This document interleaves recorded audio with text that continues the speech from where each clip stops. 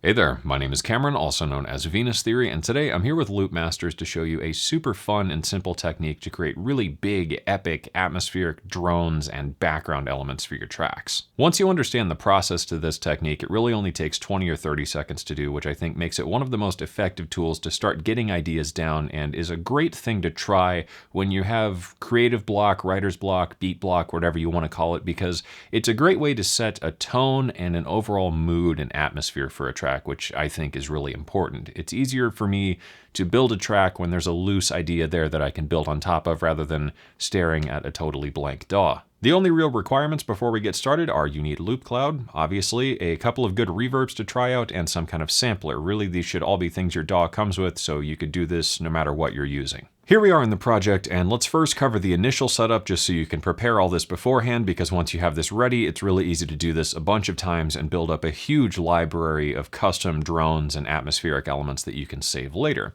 So first up, we've got Loopcloud booted up in the DAW here just to test out samples and whatnot. We're going to need one audio track, which I've named Sample, which is what we're going to drag our sample from Loopcloud onto and then apply some processing. I've got another audio track here called Resample, which we'll talk about that here in a bit because this may or may not be necessary. And finally, I've got an instrument track here. In this case, it's just a stock sampler device that comes with my DAW. So as long as your DAW has some kind of sampler instrument or you have a third-party sampler plugin, then you're good to go.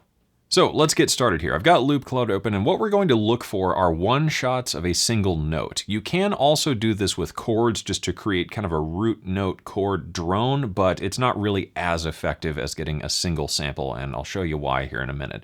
Let's look for maybe something simple like a piano, and let's go look for just one-shots because we don't need a loop. So I'm gonna look through here and find something we can use. I see I've already got this one.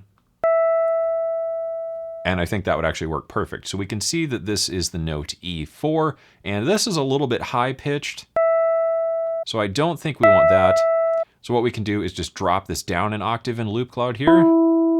Now we've got kind of a nice mid-range sound, and we'll just export that. So I'm gonna drag this onto my sample track in my DAW, and we can begin. With this imported, we're only gonna need to do a couple of things. First up, we're gonna wanna use some kind of really big reverb. You want the biggest, longest reverb you have, the longer, the better. Here, I'm using a free reverb that you can check out, and I'm just gonna go into the presets here. We'll go to Massive and use that preset, because why not? Now the real trick is we're going to move this to 100% wet, because what we want to capture is just the atmospheric droning elements of the reverb tail, and different reverbs will have a different feel to them. So it's important to try out just a couple ones and see what sounds best, or experiment with combining reverbs even. It's a lot of fun, and there's really no right way to do this, and I think that's the beauty of this technique, is you can be as creative and weird as you want with it. After that, usually I like to add some kind of EQ just to tame the sound, especially with long, washy reverbs. You can get these big, annoying resonances, so I find it's nice to just shave off some high end and low end and then go into the mid-range and clear out any annoying resonances. You'll just need to set this based on ear and what you hear. So without anything going on, it sounds like the sample we just exported. With all that out of the way, we're ready to get started with this technique. So as you could see here, it's actually a really short sample. We don't need all of this tail here. We'll just trim all that off. Now what I'm going to do is reverse this. We'll just drag it out a little bit.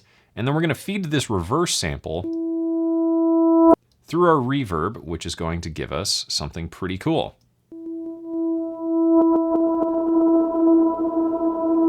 And you'll hear there, after it settles in, we get this nice droning atmosphere. Let's bring in our EQ.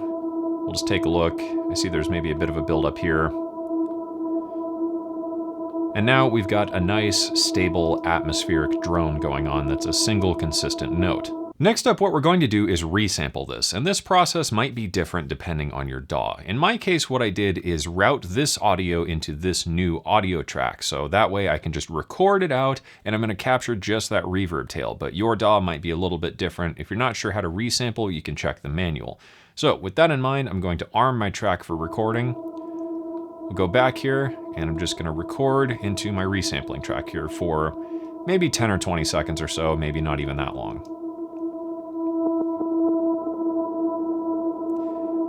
I just want to wait until I have a interesting, consistent tail. Right here it starts to get nice and airy, and the longer you let this go on, the more you'll find subtle changes and evolutions in the reverb tail. So let's just let this run for another bar or two, and then we'll cut it. Right about there should be cool. Now we can mute that, and what we're going to look for is we had that initial moment where it's kind of grainy sounding. I don't want that. Really, I think at about here, we started to get that nice consistent tone.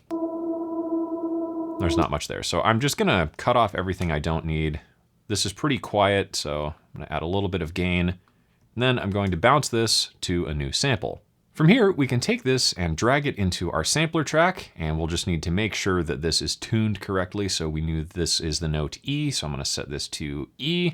That way, if I play an E on my keyboard, I'm going to get an E back. We'll set this up to loop, so that way I can hold out nice, long, sustained notes. We'll set a loop region somewhere. Typically, it doesn't really matter where, as long as you add a little bit of a crossfade. And then we've got a playable, usable drone sample. So now if I play different notes, we'll get different notes back.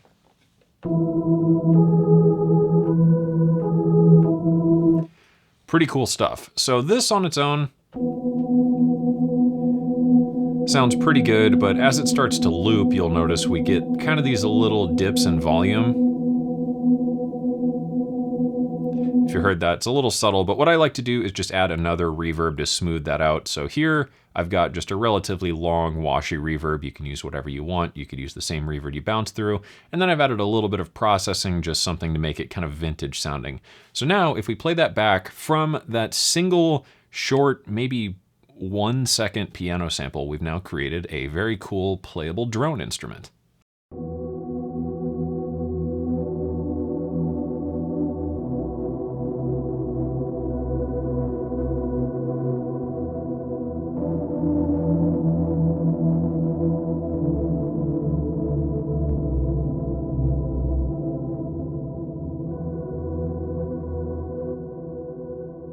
As you can imagine, this is an incredibly simple and effective technique to start generating atmospheres, and it works with just about anything. So let's try this one more time with a different sample just to demonstrate a different result. Back here in Loopcloud, I searched for vocal one-shots, and I found this one, which is really, really short, but it should work just fine because we're gonna send it through this massive reverb. So I'm gonna drag this into the DAW here.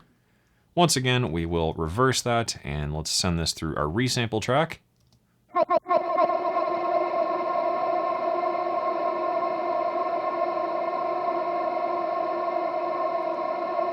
Cool. We'll trim this up as usual. Still pretty quiet. Let's add a bit of gain. We'll bounce that out to a new sample. Now we've got that bounced, we'll drag this into our sampler track here. We knew that was tuned to F, so we'll just make sure our sampler is tuned correctly. We'll set up our looping region, and because this was more of a gritty, airy sample, it should give us maybe a darker feeling atmosphere. So I'm gonna drop this down an octave, and we should get a nice, low, gritty drone.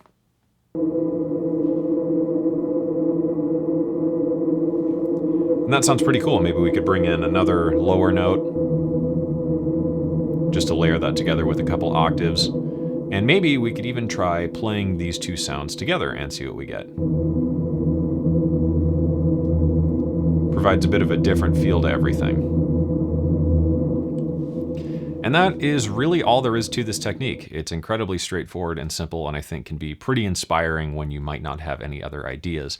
One last tip is also to try this with sounds that don't have a tone. You could use random drums or cymbal hits or Foley hits or anything like that to create kind of atonal noise, which can also be nice to layer on top of your pads or synths, or just layer subtly underneath your track to fill out the mix overall. And that wraps everything up for this one. This is a super straightforward technique. I think it's a really fun tip, and it's a really easy way to build up a huge library of cool drones and atmospheres that you can use as song starter ideas. Even though they might not make it into the final song, if it kicks off an idea, then I think it is time well spent. Thank you for watching. I hope you enjoyed it. I hope you learned something. And as always, I hope this inspires you to get out there and create something awesome. For more information on Loopcloud or to try it for yourself today, you can head over to loopcloud.com.